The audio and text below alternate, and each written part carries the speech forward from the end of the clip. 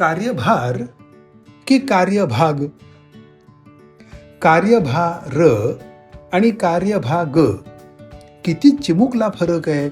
एकच अक्षर निराळ, एकात र आणि दुसऱ्यात ग.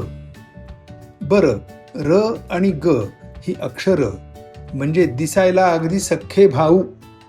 मग काय, जनता एका शब्दाच्या जागी दुसरा शब्द वापरते बिनधास्त, आणि त्यात अर्थाचा अक्षरशः अनर्थ होतो. कसा ते पाहू.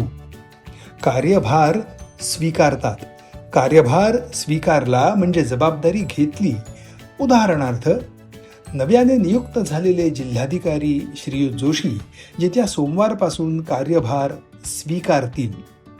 किंवा श्रीयुत पाटील यांनी आजपासून पोलीस महासंचालक म्हणून कार्यभार स्वीकारला.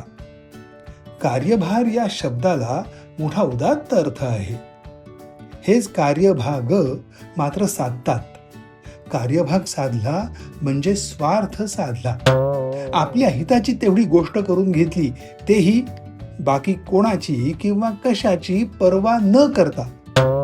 उदाहरणार्थ, दुकानात उडालेल्या गोंधळात चोरट्यांनी बरोबर आपला कार्यभाग साधून घेतला. मौल्यवान दागिने घेऊन ते पसार झाले. किंवा फ्रेंचांना तहाच्या चर्चेत गुंतवून ठेवून इंग्रजांनी आपला कार्यभाग साधला. दुसऱ्या आघाडीवरचा मोठा भूप्रदेश स्वतःच्या अंमलाखाली आणला. गंमत आहे की नाही. त्या रचा ग झाला की जबाबदारीचा अगदी नागडा स्वार्थ होतो.